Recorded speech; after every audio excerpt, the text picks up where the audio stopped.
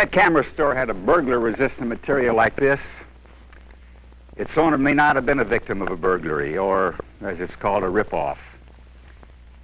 What would happen if a customer came into your store asking for a product and you told him you didn't have it?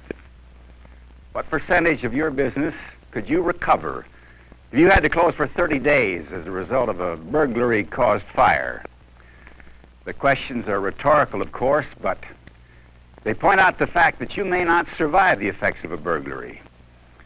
Burglary is the #1 major crime problem. It affects everyone. What can you do to protect yourself? Well, first of all, admit that a burglary can happen to you. Know what your risks are and what you can afford in the way of security, and learn how to protect your property. Because each business is different, we can, in this film, only provide you with guidelines to security. For optimum security for your business, consult your local law enforcement agency or a reputable security systems consultant. There are 4 basic guidelines that apply to all forms of burglary security. First, there's deterrence. Only the most determined professional will attempt to burglarize an establishment that looks highly secure. It just isn't worth the risk. The burglar will usually go somewhere else. So how do you achieve deterrence? Good lighting is essential. Many commercial burglaries are committed against buildings that have either no outside lights or inadequate lighting. Night lights inside the building should make the interior clearly visible so passing patrols can see inside.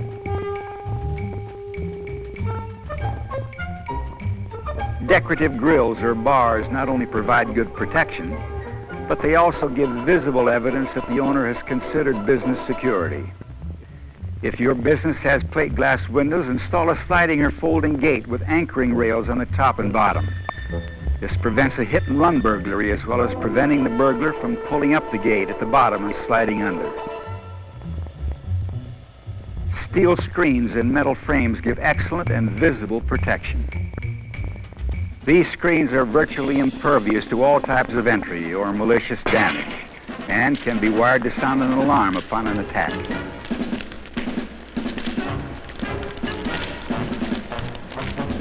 So advertise your security. Make it visible. Let the burglar know he's in for trouble.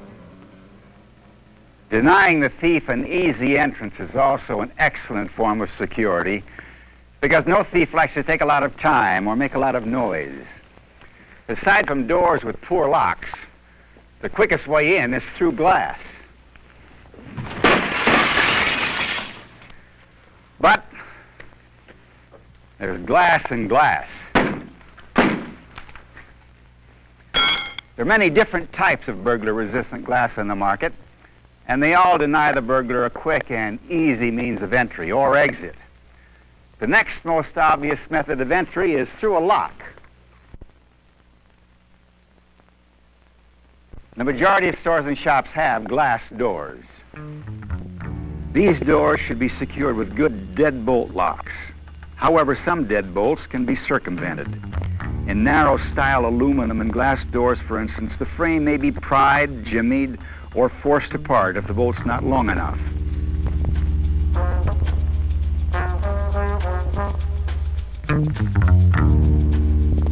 Maximum security bolts with a bolt throw of 1 inch or more and a cylinder guard and armored strike protect against most types of forcible entry. For even greater security, double doors should be secured by at least a 3-point deadlock, with bolts in both the threshold and the header, and the main bolt bridging both doors. A ceramic insert like this in the deadbolt prevents hacksawing. Most professional locksmiths can install this security hardware. For those of you who are concerned with wooden doors, one of the least expensive security devices is a 2x4 wooden bar. However, for optimum security for the rear door of your business, consider using a key-controlled barrier bar. Many people still rely on the padlock. But again, there are padlocks and padlocks. This one, for instance, resists hacksawing, jimmying, and picking. Let me show you.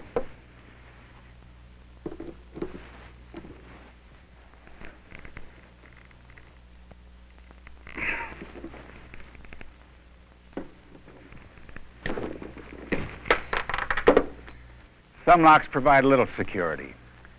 There are many good padlocks available. Ask the advice of your law enforcement agency or a reputable security consultant or locksmith on which is best for your store. But the padlock is only as good as the hasp. The hasp should have no access to the bolts holding it, and it should be case hardened.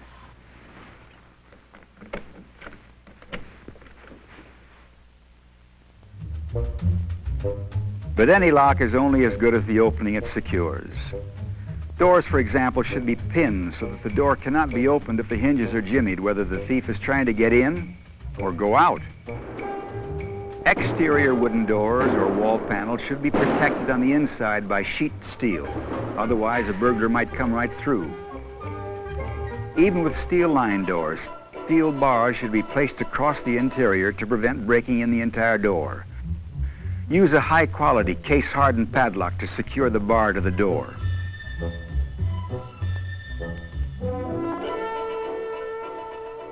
There are many new electric locks on the market that resist entry. This one works on a push-button combination. In fact, if an attempt is made to compromise a lock like this, they transmit a pulsed audio signal or a silent alarm. We know, of course, that it's almost impossible to prevent a determined professional burglar from entering, but not all thieves are professionals, and good security can deny them entry. But optimum security requires a combination of methods so that burglars who do manage to enter find themselves faced with still another problem: detection. A reliable detection and alarm system can effectively limit the time a thief has to carry off your merchandise, provided the system is designed to alert enforcement agencies. The thief must know that when he enters your place of business, he's on a clock.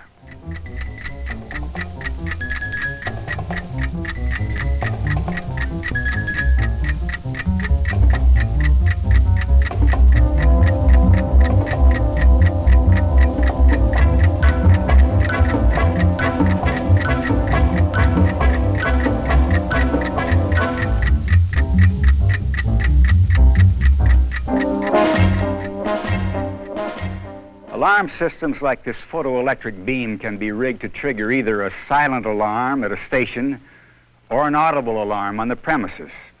Like most good systems, it's designed to prevent false alarms. A piece of paper blown by the wind won't trigger the system. But some of the newest devices, such as this ultrasonic system, can detect the movement of most skilled burglars. An ultrasonic device operates by sending out sound waves at a frequency too high for the human ear. The sound waves can blanket the entire room, or the system can be used in a smaller trap area. Fast or average movement anywhere in the area creates an imbalance of the electronic field and trips the alarm.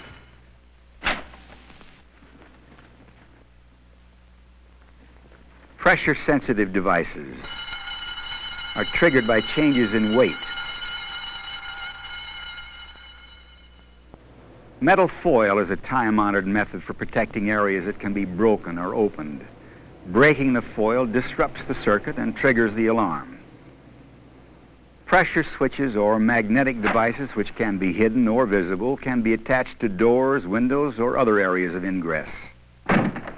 These or other systems, such as this acoustic or this laser-type beam system, can be tied to a central station.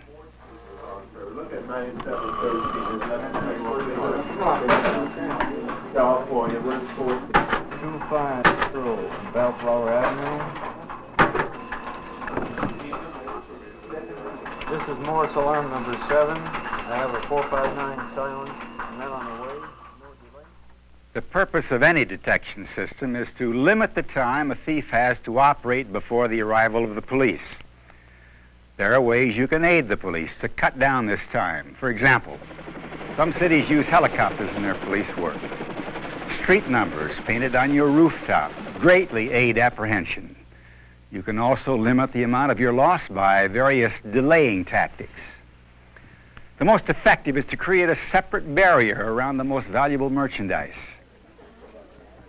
The best barrier is a good money chest, but you should know that there are many types and classes of chests and safes. Safes with oblong doors are record safes designed strictly for fire protection, offering little resistance to a burglar. Most safes designed for burglary protection have round doors and are rated by insurance underwriters in varying grades. These grades depend upon the time it would take a man to force them using the very best equipment. Some safes are so old or of such poor quality, they have no rating at all and consequently should not be used. If you use a safe for money, make sure it's rated ER or higher. Your law enforcement agency or insurance man can explain how safes are rated and suggest the proper one for you. Be sure the safe is made immobile. Never leave the wheels on a safe for obvious reasons. You can also limit the thief's operating time by placing your safe in a highly visible area. If you must keep valuables in a fire safe, place your money chest inside.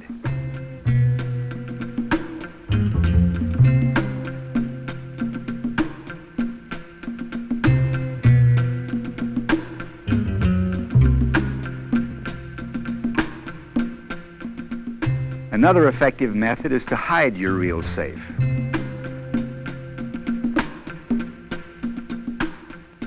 While displaying a second one.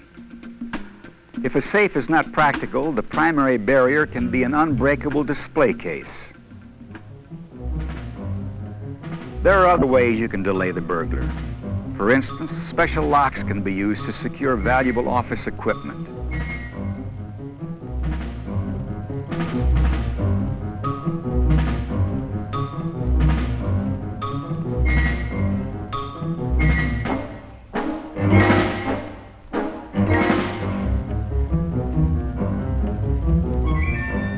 If you own a clothing store, alternate the hangers on your racks and fasten the racks to the floor.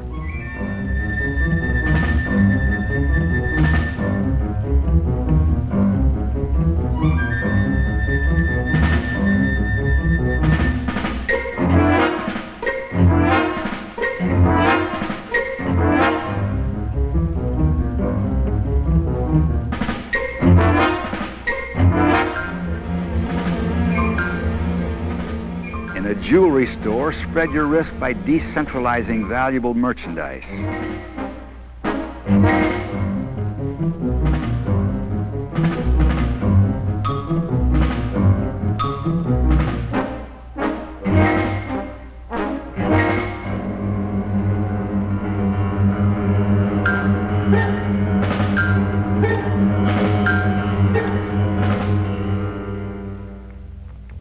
You can also delay the thief by making it just as difficult to get out as it is to get in.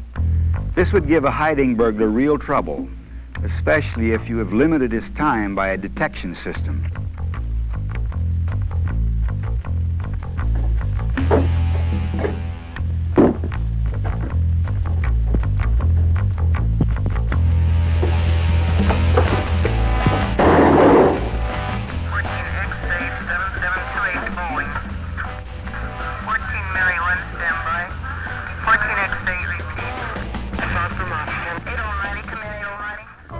Coming in through the ceiling is a favorite means of bypassing alarms at openings. So you should check to see if this is possible in your store. The new space-protecting alarm systems are ideal for detecting this type of entry. And if they do get in, make them bring their own carrying cases, which they are not likely to do.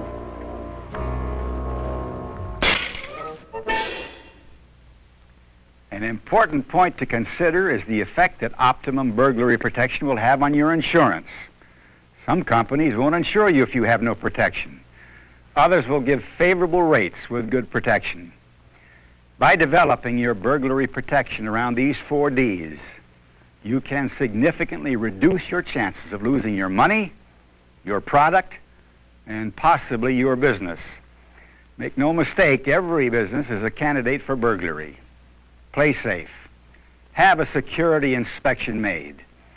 And for the protection of your family at home, see the film Invitations to Burglary, starring Raymond Burr, which details the principles of residential burglary protection. Remember, when you go about securing your place of business against a ripoff, check the 4 steps. Deter, deny, detect, and delay.